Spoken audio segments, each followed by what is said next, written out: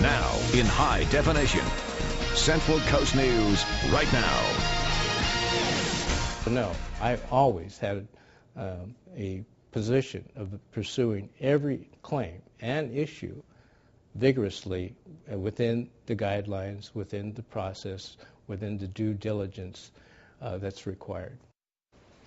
Central Coast News goes one-on-one with the local official under the gun. Ray Corpuz opens up about the controversy in Seaside. Good evening, everyone. I'm Olga Ospina. And I'm John Rieger. Thanks for being here. The city of Seaside is in turmoil. The city manager put the police chief on leave in August. Investigations are being conducted, and you have been wanting answers. Suzanne Bruner joins us now. And Suzanne, you got to sit down with the city manager to find out what exactly is going on. What did you find out? Yes, I did, John. And the most interesting part about this interview was Corpuz seemed confident with his answers, but there were times he avoided questions, and I'd have to re-ask him a few more times. We've been following this story since it first broke in August, and after all this time, he decides to shed some light on this issue. This is a chance for you, I think, to set the record straight for your people. City Manager Ray Corpuz has been under a microscope. Say that because these two gentlemen are here, we should feel a little bit safer. His Seaside community demanding to know why the city's police chief was placed on leave. I am qualified to be a chief of police. Some speculate Corpuz put the chief on leave after Sircone asked him to investigate a sexual harassment case at the department. Why did you put Seaside Police Chief Stephen Sircone on paid administrative leave? I would like to tell you all these things, but I am really prevented to do so. And on the advice of our legal counsel, they've suggested strongly not to do that. Otherwise, you're compromising those people's rights, as well as exposing the city to some additional liability. According to several reports, a female employee at the police department had claimed she was being stalked by a coworker. An accusation of Corpuz interfering with the investigation has caused some people to believe it's the reason he put the chief on leave. No, I always had a position of pursuing every claim and issue vigorously within the guidelines, within the process, within the due diligence that's required. There are a number of investigations and claims involving personnel issues within the police department. All those are being pursued. One of the claims was a harassment issue. That was investigated. A decision was made on that, and there was some discipline. So that's a matter of public record. With Corpuz's answers vague, the public's not satisfied. There's also an investigation on Mr. Corpuz, yet he still sits here. Are you under investigation? Not under investigation. The council is investigating the grievances.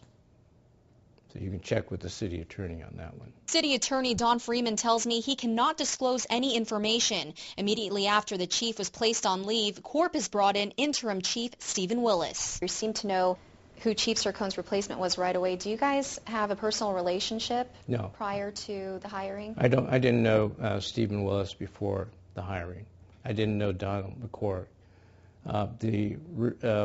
They have, as far as we could tell, no ties to this police department, which was important. We've got two state departments looking into qualifications of both interim chiefs for the police department. Not one, but we've got both. What's the deal? The deal is they're both qualified. We have letters for both from each respective agency. So, yes, initially people might have questioned that, but we followed through and made sure that those questions were addressed. Are residents paying for his stay here?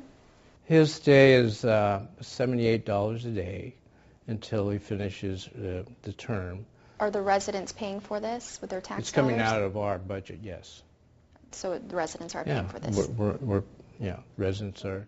A few weeks ago, the Seaside Police Officers Association was considering a vote of no confidence in Corpuz, Willis, and McQuarrie. What I understand is they didn't have it on the agenda. There was a lot of discussion about that. And how do you feel about that? Everybody's entitled to express their opinion. Hopefully it would be founded on some specific issues. Are you doomed to fail here? No. Explain that.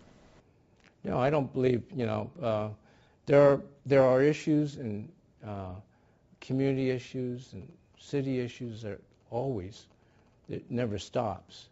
and you're continually trying to address and solve these issues. So I think in the long run, you'll see we've made improvements. Do you just get fed up or like feel like quitting at times? You know, the reason I'm in public service is because I enjoy working with people and seeing communities, helping communities change and providing good services and being a public servant. That's what it's all about. So a very tangled situation there in Seaside. And Mr. Corpuz already had some controversy in his past before he went to Seaside. Were you able to get into that at all with him? Yeah, I was. As most of you might know, he came from Tacoma, Washington, where he was fired as the city manager for promoting a police chief who had accusations of domestic violence leveled against him. The chief later shot and killed his wife and then himself. Take a look at what Corpuz had to say. Now, do you ever think you're going to live down what happened in Tacoma? I already have. That's back then. All taken care of, investigated by the U.S. Attorney, by the Attorney General, no criminal or civil issues. That was then. So this is many years later. Now, Corpuz and I discussed much more in our hour-long interview, but of course we are unable to put the entire interview on air. Right, but very interesting all the way around. All right, thank you, Suzanne. And you can watch that entire interview with Ray Corpuz on our website. It'll be posted by 7 p.m. tonight, just about an hour.